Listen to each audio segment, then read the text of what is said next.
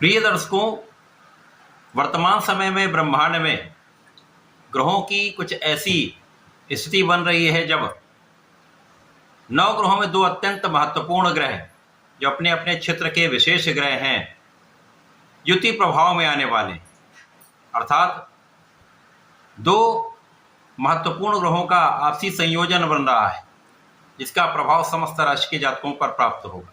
क्योंकि इनमें से एक 9 ग्रहों में युवराज हैं बुध, जिनका अतिशीघ्र संपूर्ण प्रभाव प्राप्त हो जाता है तथा बुध का इस जगत के समस्त कार्यक्षेत्रों में संपूर्ण प्रभाव है। बुध के बिना कोई कार्यक्षेत्र संभव नहीं। इसी प्रकार से दूसरे जो महत्वपूर्ण ग्रह हैं वो मंगल हैं, जो 9 ग्रहों में सेनापति। मंगल ऊर्जा के कारक हैं, पराक्रम के कारक हैं, साहस के कारक हैं, रक्त के कारक हैं, सैन्य क्षमताओं तथा खेल जगत के कारक मंगल हैं। इस प्रकार से 2 महत्वपूर्ण ग्रहों का महायुति प्रभाव वृश्चिक राशि में प्राप्त हो रहा है। प्रिय दर्शकों, 24 अक्टूबर को बुध अपनी राशि का परिवर्तन कर लेंगे, वर्तमान तुला राशि को छोड़कर वृश्चिक राशि में पहुंच जाएंगे। इसी प्रकार से 27 अक्टूबर को मंगल अपनी राशि का परिवर्तन करके वृश्चिक राशि में पहुंच जाएंगे, जहां पर वृश्चिक राशि में मंगल की राशि में बुध और मंगल का महायुति प्रभाव आरंभ हो जाए, जिसका प्रभाव समस्त राशि के जातकों पर प्राप्त होने वाला है। क्योंकि इससे मंगल एक महत्वपूर्ण तथा बड़े महाराजयोग में होंगे तथा बुध के साथ इनका समायोजन जो है वो समस्त राशि के जातकों को कुछ विशिष्ट लाभ देगा, जो निश्चित रूप से अत्यंत महत्वपूर्ण होगा। कुछ बड़े लाभ प्राप्त होने वाले। जय श्री गणेश। नमस्कार, मैं आचार्य संजय द्विवेदी। मेरे समस्त प्रबुद्ध दर्शकों का मेरे चैनल पर हार्दिक स्वागत है। प्रिय दर्शकों, आज मैं तुला राशि के लिए बुध और मंगल के राशि परिवर्तन का, वृश्चिक राशि में दोनों के युति प्रभाव का, बनने वाले महाराज योगों का किस प्रकार का लाभ प्राप्त होने वाला है, अथवा कहीं पर कोई समस्या या अवरोध आ सकता है तो उसका क्या निराकरण है, संपूर्ण विश्लेषण मैं पूर्ण तर्क के साथ करने जा रहा हूं। प्रिय दर्शकों, इस राशिफल को आप अपने लग्न तथा राशि दोनों के अनुसार देख सकते हैं। तुला राशि शुक्राचार्य की राशि है। शुक्राचार्य और मंगल का समभाव बनता है, परंतु बुध के साथ इनका अति मैत्री का भाव होता है। इस प्रकार से ये एक बैलेंस्ड, एक संतुलित गोचर बनने वाला है। तुला राशि के लिए द्वितीय भाव में जो धन का भाव है, परिवार का भाव है, यहाँ पर मंगल और बुध का युति प्रभाव आरंभ होगा। मंगल और बुध आपसी मित्रवत भाव में नहीं होते हैं, परंतु यहाँ पर तात्कालिक मैत्री में होने के कारण समभाव बन जाएगा। और जब ग्रहों का समभाव बन जाता है तो ये एक सकारात्मक परिणाम देने वाला परिवर्तन होता है। तुला राशि के द्वितीय भाव में ये गोचर निश्चित रूप से अत्यंत महत्वपूर्ण इसलिए है क्योंकि यहाँ पर बुध भाग्येश है तथा द्वादश भाव के स्वामी। मंगल यहाँ पर सप्तमेश है तथा धन भाव के ही स्वामी। तो ये वैसे भी एक महाबलवान योग बन रहा है। इसके पश्चात मंगल अपनी राशि में होकर यहाँ पर पंच महापुरुष राजयोग रोचक योग में गोचर करने जा रहे हैं। अब रोचक योग एक ऐसा पंच महापुरुष राजयोग है जो आपके साहस से, आपकी क्षमता से, आपके पराक्रम से, आपकी ऊर्जा से जीवन का सर्वश्रेष्ठ लाभ आपको प्राप्त होता है। अब जब बुध साथ में पहुंच जाते हैं, जो बुद्धि के कारक हैं, वाणी के कारक हैं, शिक्षा के कारक हैं, गणनाओं के कारक हैं, तो यहाँ पर मंगल जो ऊर्जा का प्रवाह करते हैं उस ऊर्जा को बुध बैलेंस कर देंगे। सही दिशा में आपकी ऊर्जा का उपयोग होगा। निश्चित रूप से आपका द्वितीय भाव अत्यंत प्रबल होगा। तो इस समय काल में तुला राशि के जातकों के लिए परिवार का संपूर्ण सहयोग प्राप्त होगा, पिता का संपूर्ण सहयोग प्राप्त होगा, परिवार से लाभ मिलेगा तथा यहाँ पर पैतृक संपत्ति से लाभ का योग बन रहा है।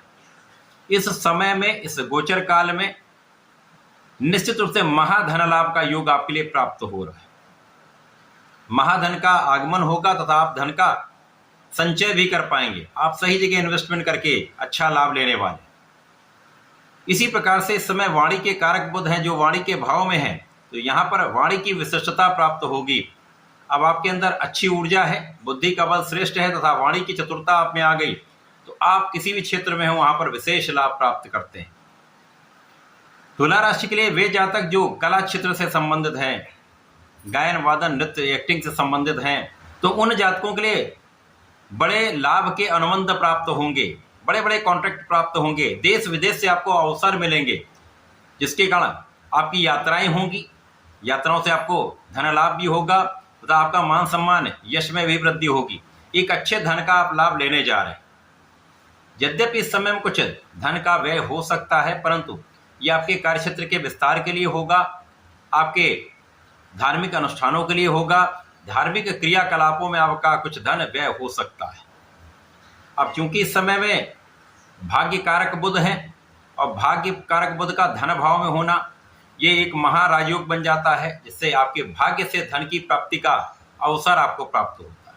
तो कुछ ऐसी घटनाएं हो सकती हैं, कुछ ऐसे योग बन सकते हैं, कुछ ऐसा आपको समय प्राप्त हो सकता है जब अचानक ही धन लाभ हो जाए, पारिवारिक संपत्ति से अचानक धन लाभ हो जाए या किसी अन्य स्रोत से धन की बड़े लाभ की योजना बन रही है। तो ये आपके लिए अत्यंत सकारात्मक समय है। इस समय आप धार्मिक रहेंगे, इस समय आपके धर्म कर्म के कार्यों में आपका इंटरेस्ट भी रहेगा। पिता का कार्यक्षेत्र भी बढ़िया रहने वाला है, पिता से आपको पूर्ण सहयोग तथा आशीर्वाद प्राप्त होगा तथा इस समय में आपके ज्ञान की शिक्षा की स्थिति बहुत अच्छी रहने वाली। आपकी ऊर्जा सकारात्मक रहेगी तो आप अपने शिक्षा क्षेत्र में बहुत अच्छा परिणाम प्राप्त करेंगे। प्रतियोगिता परीक्षा यदि आप देने जा रहे हैं या उसकी तैयारी करें तो उसका परिणाम भी आपके पक्ष में होगा। संतान पक्ष अच्छा रहने वाला है तथा यहाँ पर संतान का सुख निश्चित रूप से प्राप्त होगा। यहाँ पर आपका स्पेसिफिक ज्ञान प्रबल हो रहा, आपके विशेष ज्ञान में प्रगति हो रही।